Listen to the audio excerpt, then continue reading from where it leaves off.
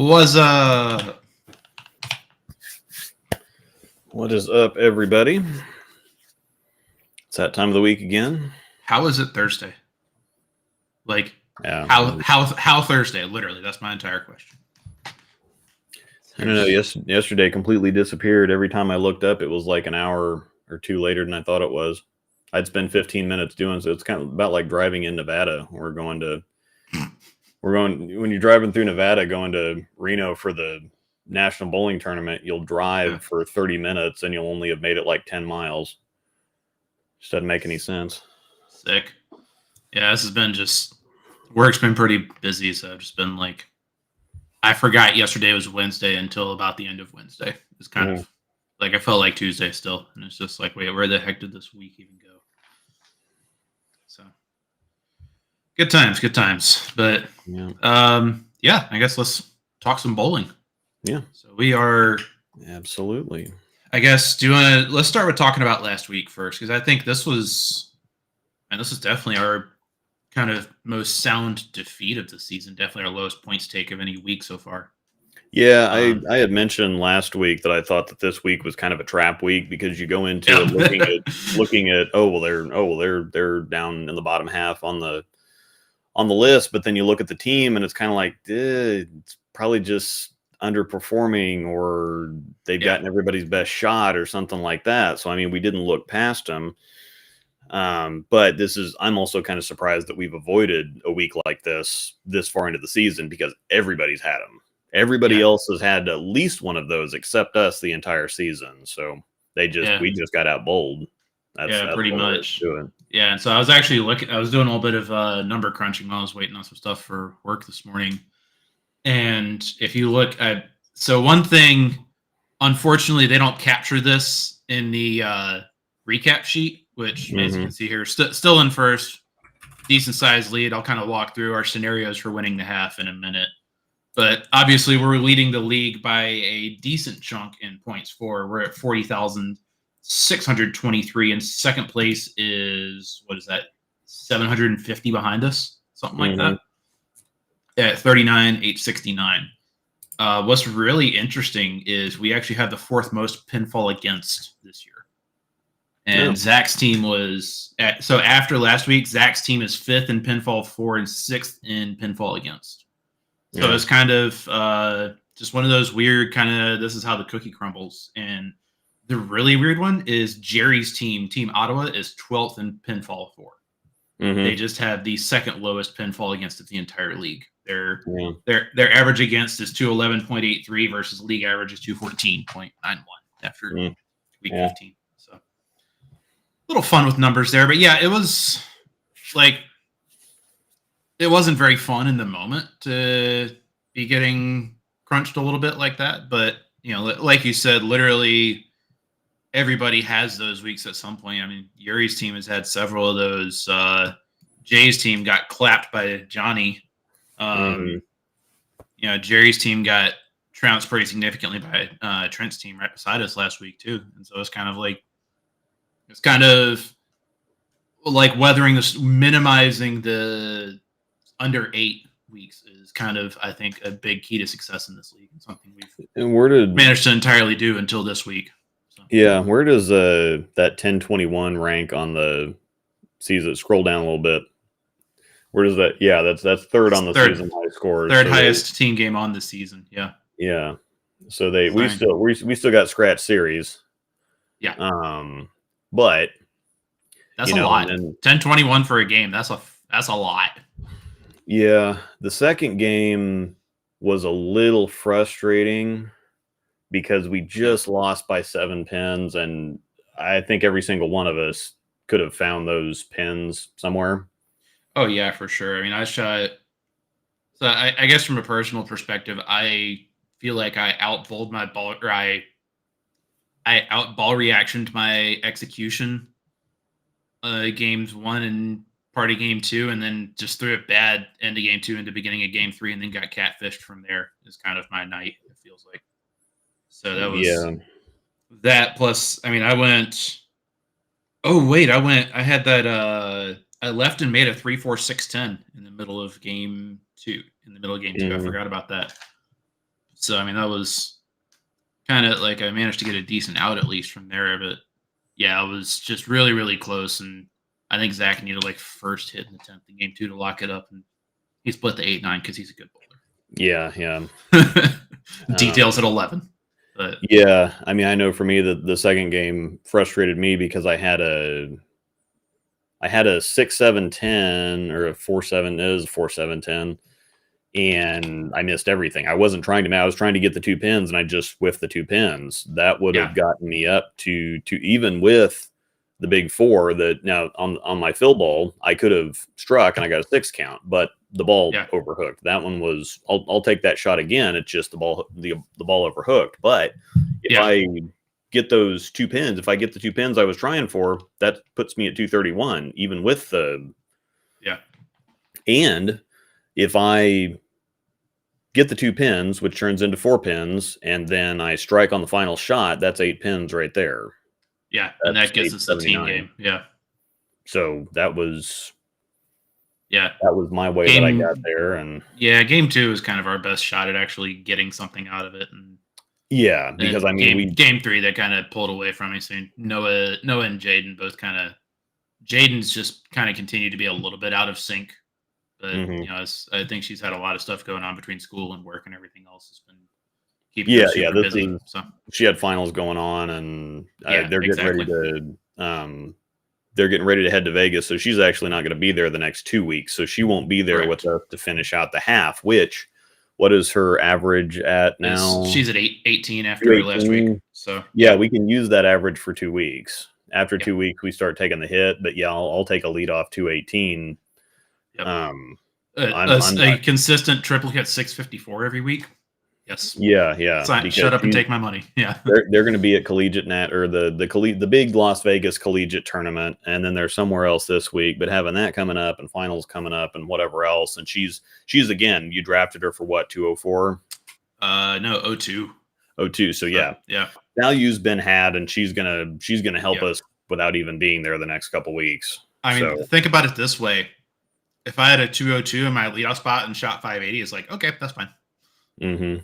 So, and you would thinking about our draft cost and what we shot, I'm not upset with that night at all, honestly. Yeah, I mean that was basically what we kind of, I guess, should be shooting for, or close enough. I mean, we were pretty much. It would have been a down night a little bit, but I mean, based on me getting drafted to 212, I went 40 sticks over that. Noah was about where he should be at. You were about, what'd you average, 230 last year? 231? 230 on the nose last year, yeah. So, you're 4 pins off. So, I mean, realistically speaking, 2580 is basically our drafted average on paper. I mean, that's basically what that is. So could have gone a whole lot worse. Can you pop up that question from Christian in the stream comments? This is actually a good question.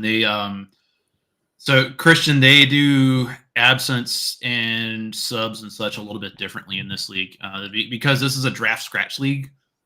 Like, let's say Jaden is at 218 right now. If I get a sub for Jaden, that sub can't have an average over 223, I believe. Is it 23 or 28? Yeah, it's 5 pins. They knocked it down to it had been 5, or it had been 10 for a couple years, but they went back to 5 because it had previously been 5, but then they had trouble finding subs because of that. Yeah. But they also had it was 5+ or 5-. It wasn't just now it's just can't be more than 5 over. Yeah, and you can get anybody you want under that. It just can't be more than 5 over. Yeah, exactly. So that's how. And they take league averages before outside averages too.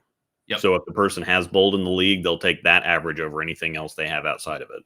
Yeah, so it's a little different in that sense, and a lot of that is built because this is a draft scratch league where your draft process is built around the bowlers' averages that you draft. As far as the absent scores themselves, your first 2 weeks that you are absent, you get your average. Each week after that, you lose an additional 10 pins off your average every week. So, like, Jaden's not going to be here this week and next week. So we've got her at 218 triplicate for tonight and 218 triplicate for the next week. Mm-hmm. But then if she misses the week after that, she would get 208. And if she misses the week after that, she gets 198. Yeah. Essentially as her absent score. And once she comes back and actually bowls, that counter resets. So she could bowl 2 weeks, come back, bowl 1 week, and then miss 2 more weeks and never get the like the -10 or -20 or whatever. So I hope that makes sense a little bit. So yeah, like it. I know ultimately, if this is an off night for us, like 25-77, that's nowhere close to even the worst set of the night in the league. Yeah. I mean, if we can take our lumps and have this be, an average to below average night, then I'm kind of good with that, and just kind of whatever happens.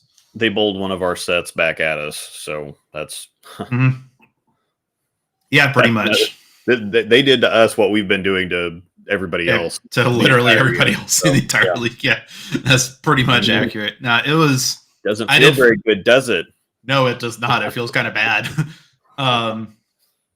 Yeah. So for myself, I don't apologize to my opponents very often, but I actually genuinely walked up and said sorry to Zach after game 1 because we were tied going into the 10th with 259 max. I think I was on a strike. I think he was on a double or something like that. And he was like a shot and a half ahead of me essentially. So he goes strike, I strike.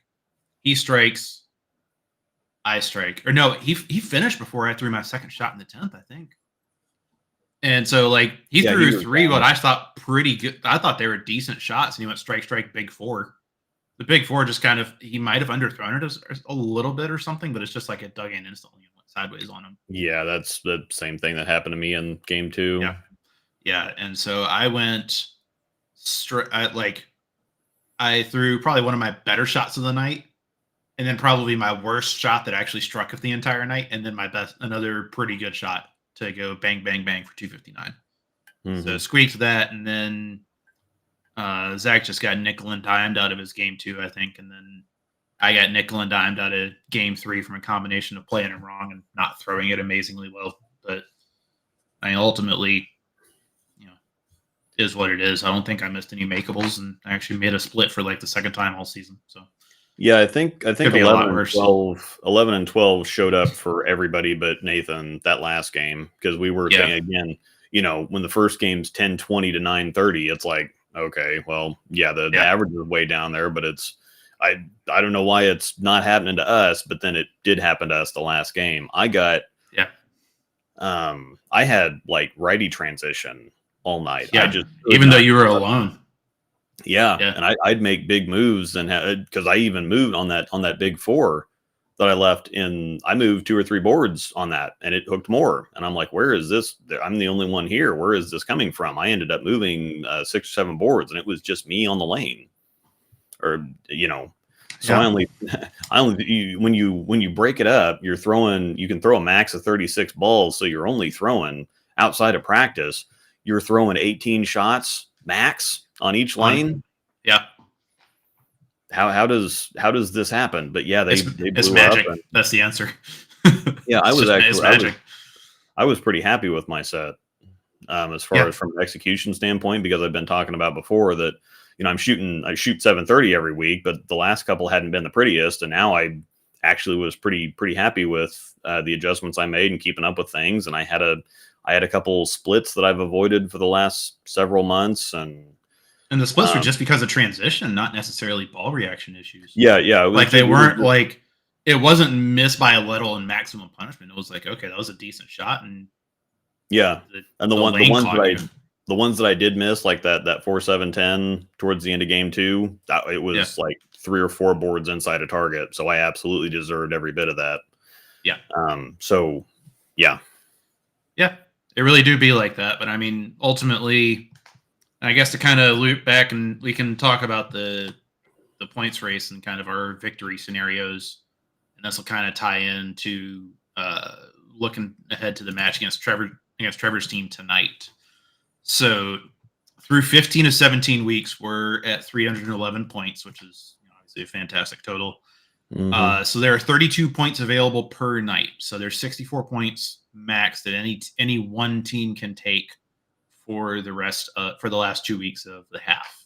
And so realistically, We are 33 points ahead of Jerry's team. So if we take 31 and a half the next 2 weeks, then it doesn't matter when, where, or how that happens. We are guaranteed to essentially stay at. That keeps us out of reach of Jerry and by default out of reach of everybody else. As a result, if every team below us gets their max total points take, essentially. Yeah, and something to add into this, Trevor's team pre-bowled, so we're bowling Baumgartner tonight, but they're not going to be there. So correct, we're not going to have any transition to deal with. Which that actually I think is going to be huge on both sides of the lane. It's going to be huge for you in general because you just went from having two other lefties who both tend to throw a lot of surface to now you're all alone for 3 games. I think it's also pretty big for me on the right side of the lane because I just went from dealing with Brent's jet wash on the hookingest pair in the entire league to now I'm all alone left of 13 at the arrows for 3 games. Yeah, we don't know what they shot, and typically I know they had a not great game 1. Yeah, and so the other factor in here is that Jennings also pre-bowled. They're pre-bowling for the final week though, and I don't think that they did that great. But Jerry's team pre-bowled. They ran the lanes fresh. So as soon as we got done with league, they pre-bowled after league was over. They ran the lanes fresh.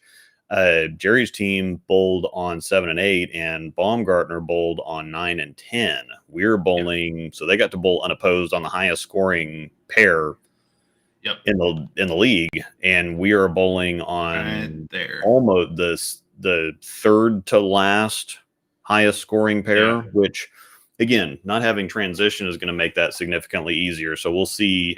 And last time we bowled on 17 and 18, I think we did just fine. We have not seen this pair yet this year. Oh, we haven't. So this is the one pair that we haven't seen this year, but there's this is the pair we only catch once this half, actually. So we don't see this pair again until the second half of the year. And it's funny because there have been some scores. Tyler Gromlovich shot 800, and I believe that Rob Wagner shot 800. I thought Rob's was on 15 and 16. It might have been on 15 and 16, but there have been some scores on 17 and 18. This personally was actually my best scoring pair in the league last year. Even I think I averaged close to 250 on 17 and 18 for last year. So. And the benefit, we can kind of go at our own pace.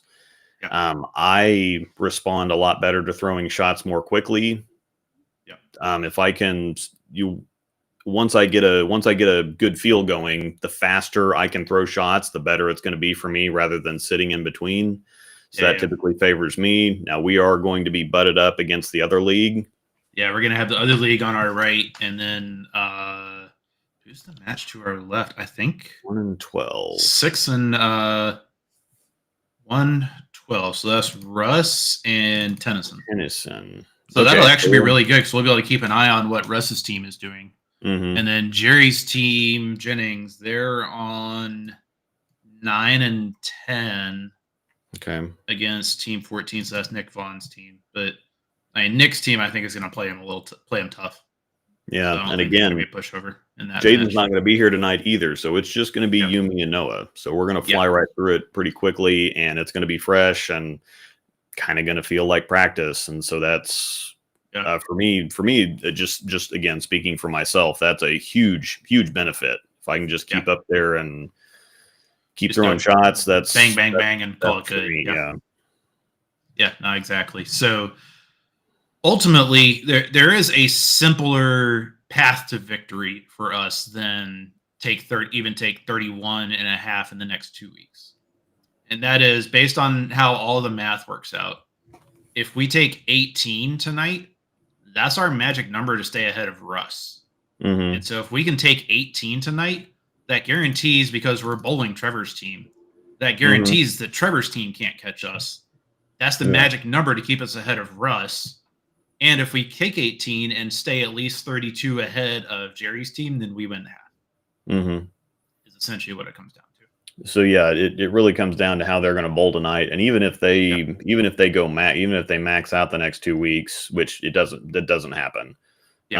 I bowled this league for a decade, and I've been on one team that went 32-0 1 week, and it just 29 or 30 is about the most you're ever going to get realistically. And that's, I mean, realistically, that's close enough. But when we're talking about mathematically, the highest number that they can get to 64 is 342 is what they can get to.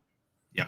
So in the next 2 weeks, we need 31 points. So we really just need to go 16 and 16. We need to, if we split the next couple weeks, mathematically, it's over. Yeah, exactly. Now, a couple really tough teams to split against.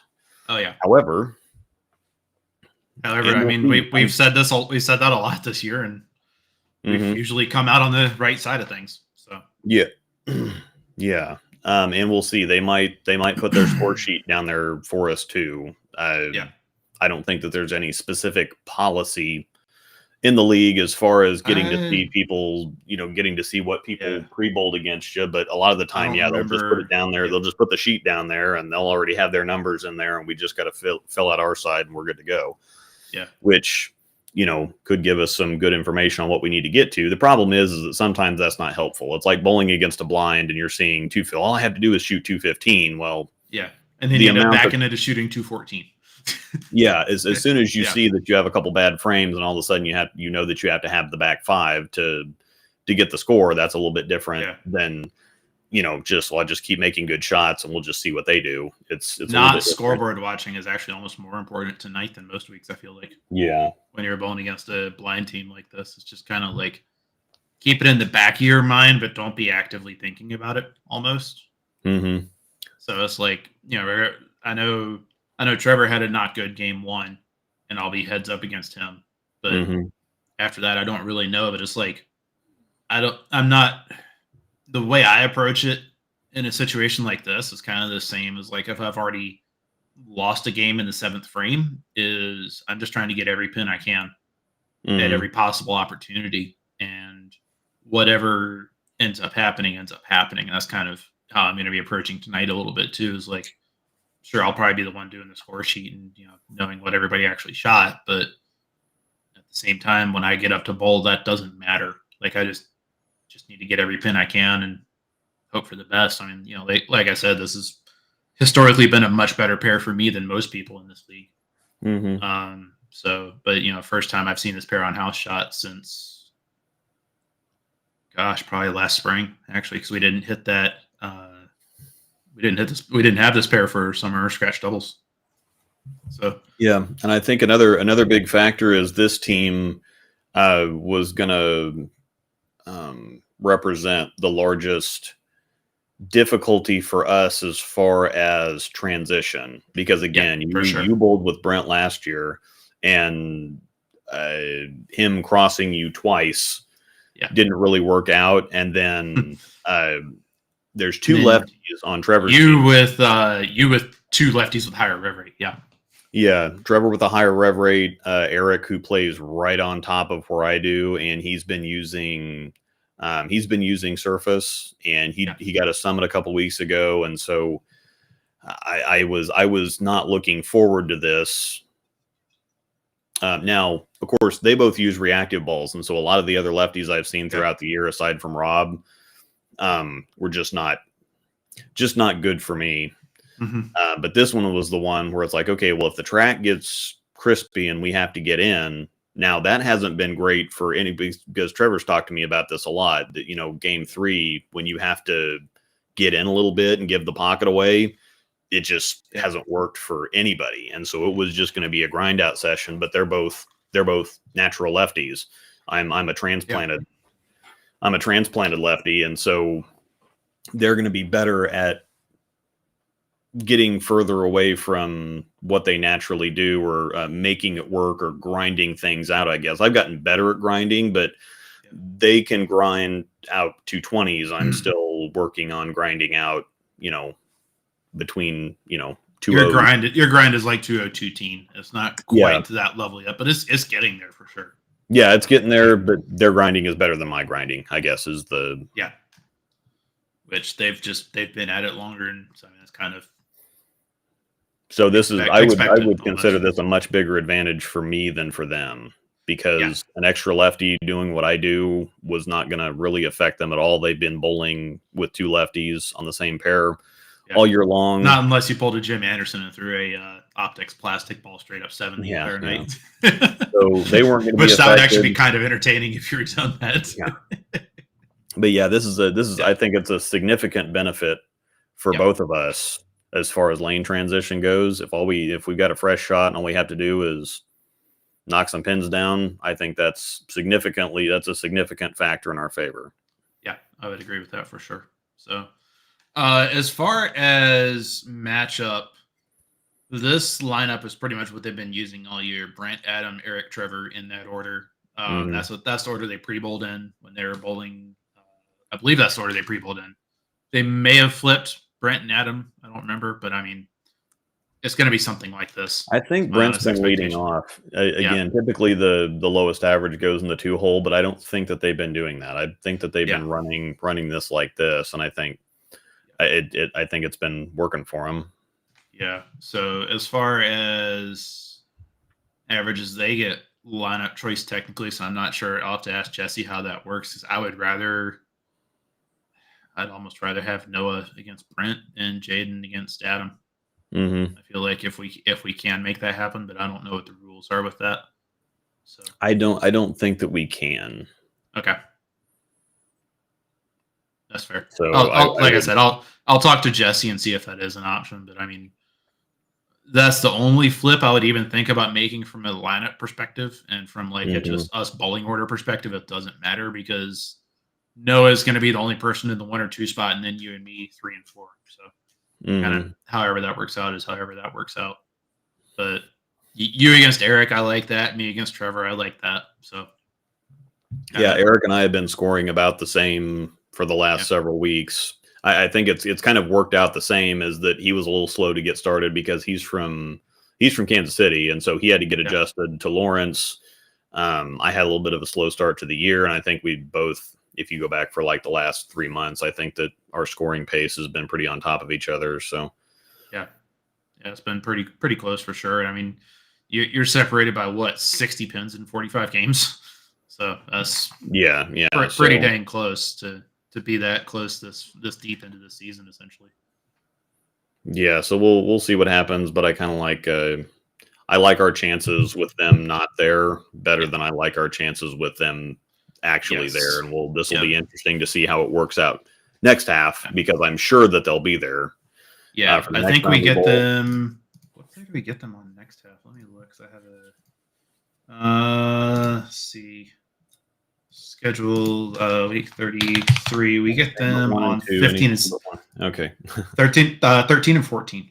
Anything but 1 and 2. Yeah. We catch 1 and 2 in weeks 2 or week 19 and week 23. God, I really wish we got him on. I think Trevor hates 19 and 20 or 21 and 22. And I think that there was one year that we actually bowled on those, or that we actually went to. I think there was one year that we actually tried. We had enough people for 22 teams. I think we tried it once. Yeah. And he just hated it. It was 19 and 20 or 21 and 22. And he just hates bowling on one of those pairs. Yeah. 21 and 22. When I've bowled down on that in the past, I haven't really liked it all that much. Granted, that's been tournaments, but it hasn't been very fun. So I could see that for sure.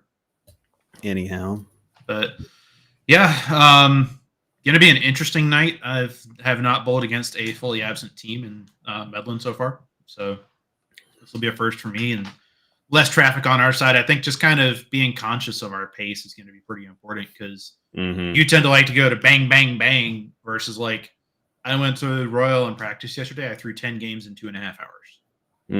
So I kind of prefer a little bit more of a deliberate pace. So it's just kind of finding a way to balance that. And Noah's just kind of a go with the flow type of guy. Yeah, more than anything else. He's going to be fine. And I think that I think I'll be fine as long as it's a little. And actually, whenever we have 8 people there, 5-man teams just ruins me. Yeah. 8 apiece is okay. 6 people or 8 total. 6 people on a pair is about ideal, because you feel like you're staying with it and staying in the rhythm. I think it's just if I'm away from actually engaging too long, it's too easy for me to get distracted, or you just start looking at the squirrels running around in the ceiling and off you go. Yeah. Yeah, that's one of those things. So I think I'll be fine. Yeah. I'm kind of in a similar, but I'll be able to stay in a nice rhythm, but not feel too rushed, which sometimes bowling the doubles league with Zach, it felt like I had to be conscious to take time and breathe and think a little bit between frames almost sometimes. Mm-hmm. So it's like Zach bowls, I bowl, Zach bowls, blah, blah, blah. So, equipment wise, anything changing for you this week? I mean, obviously it's been Summit every time, all the time for like 2 months now, but what's in the bag for you this week? Probably similar stuff. Okay. Probably because again, it's just, and every single time the Summit hasn't been like the look from where I start at. Yeah. It's been the look once I made the adjustment, and so it.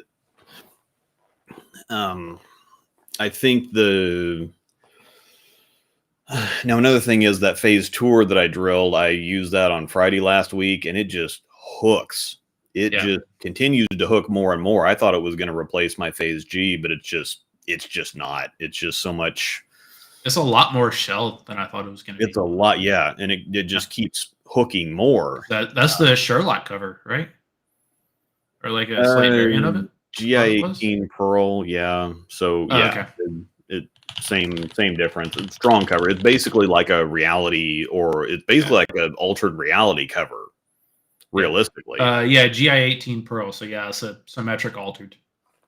Yeah, which that kind of makes sense. Yeah, it just hooks. Oh, sorry, I missed a question from Christian. This was like 10 minutes ago in the chat. Mm-hmm. Do we have the winners of each half compete for an overall cash prize at the end? Yes, but no. Under the league rules, the winners of each half face off in like championship week for the overall titles league champion. But for the overall league championship, I think pretty much the tradition from like for several years now is you just chop if it's not the same team winning both halves, they just say, yeah, screw this, let's chop the money and call it good. Yeah, nobody actually wants to bowl. They want to come in and get their money. and we also have a little $20 3-game tournament after everybody gets their money. And I think everybody would kind of rather bowl that and go home than stick around and beat their brains in from their 3-game league set.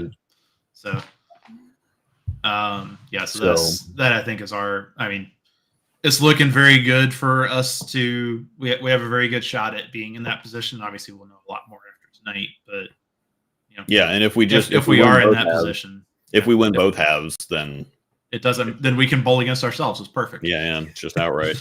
Yeah. But I mean, if we get there, then I have no issue with chopping. It's just bowling, Yeah, I don't think anything's really changing, and at least the phase tour is kind of on top of the Summit from it's not quite it's more surprisingly early. Like I know that the Summit's going to be early and hook, but then I keep being surprised by how early the phase tour actually hooks too. And so if I need a little shape difference, that's going to be nice to have that, because they were dissimilar when I drilled them, or when I drilled the phase tour, it was more dissimilar. It was kind of a step down from the Summit, but it's more of a step sideways. It's kind of woken up a little more as you've thrown it, I feel like, which has actually been kind of fun to watch.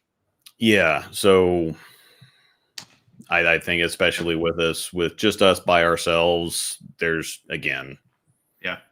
Either the new ball's going to come with you or probably not. I haven't decided. I don't. Again, I'm not sure I want to introduce those. Yeah. Now we will have extra time to practice too, because there's going to be 3 of us instead of 8 of us. 10 minutes for 3 guys to warm up. That'll be pretty nice. Yeah, so we can get several extra shots in. I just don't know if I want to. Don't want to complicate it that much. Yeah, I just don't even want to introduce the complication yet. Yeah. So probably just we'll try those out in league tomorrow night and make sure I have a better idea what's going on with those before I try to put them in this kind of a situation. But the stuff that I do have that I know and trust, I'm going to be fine. It's going to be an old faithful kind of night for you more than anything else. Yeah, that's my plan. Yeah. Especially again down with us needing the points at the end of the year. I'm more inclined to. Sorry. Keep talking. Yeah. But with us down towards the end of the half, I'm more inclined to play it safe.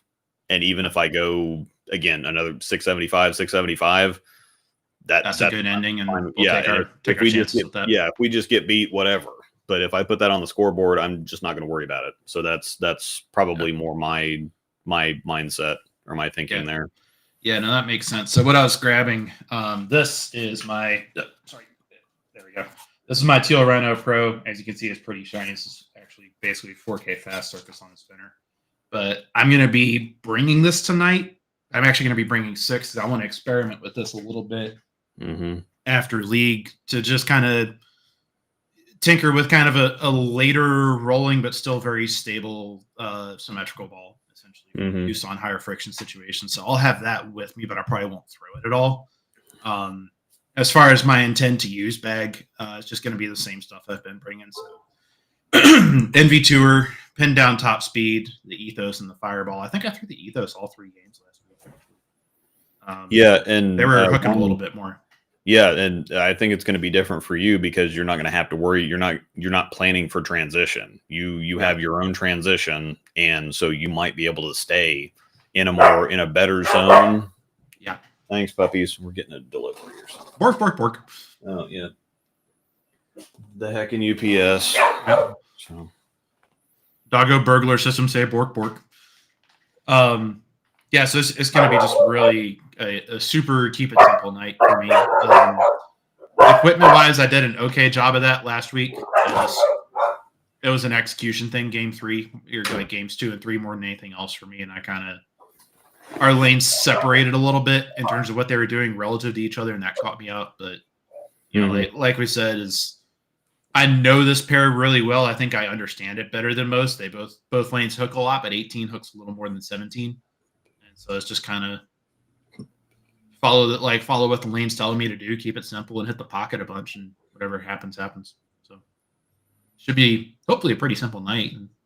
Yeah. Maybe I'll have another night of good take from the bracket table. So yeah, I would cross there. And again, having a free 650 from Jaden up there on the table, I like having that. That's at least going to provide a lot of stability for the team games. Yeah, for sure. 650 from the same game every single game instead of 200, 250, 200. I think I would rather have the consistency from game to game. And then again, with Noah not having to worry about transition either, that's what's been getting him a couple times. That's what got virtually everybody last week. But yeah, so if we can get Noah dialed in quick, then he'll be able to just stay on top of it all night. I mean, he averaged what, like 225 in scratch doubles this summer, I think. So if you put him in a situation where transition isn't as much of a factor, he can strike a ton. Yeah, and I think Brent on their team actually does better with a little bit of transition. When he can get in and wheel on it. And as far as Adam goes, Adam puts it right down the side, and he's not affected very much by transition. He's Jeff White with a beard, basically. Yeah, he doesn't. It's kind of a simple way to say it. Yeah, he just he puts it down the side. He can get in and bend it a little bit. Very simple game, so I expect he probably shot okay. Yeah, pretty much. So, but yeah, no, it should be a good time. Definitely on the stretch run. Got a couple of really tough matches this week and next week, but we're just going to kind of go in and do our thing. And I think realistically, if we can get 25 or 30 out of the next 2 weeks, we should be fine to take the half at least. So if we can get that knocked out tonight, that would be preferred. So we don't have we just kind of go in and bowl next week. But yeah, especially against Russ, because he's got a pretty good team too. Yeah, for sure. And I think based on how they're alternating back and forth, that's going to be one of Larry's weeks to bowl for them. With the Burton Dingle combo they've got. Oh, okay. Gotcha. So they've been going like 2-2 most of the time, I think. So I think it would be a Larry week, but I'm not positive. So. Okay. Anywho. Yeah, I'm kind of running out of things to talk about, and I got some work I need to get done. So. Yep. I got a few things to do too, so we'll just go on ahead and we've talked it into the ground. Now we just got to go do it. So that's what we do best, talk things into the ground. So all right. What else can you do? Thanks everybody for hanging out. Yeah. We'll see what happens. It's going to be a very different kind of week, just due to the nature of what's actually happening. But it's still a good team, and we're still looking for points. And I'm looking forward to the situation. I think it benefits us fairly heavily, so we'll just have to see what happens. Yeah, not much else to say. So. Thanks everybody for hanging out, and we will see you next week with hopefully better news. Fingers crossed. Later.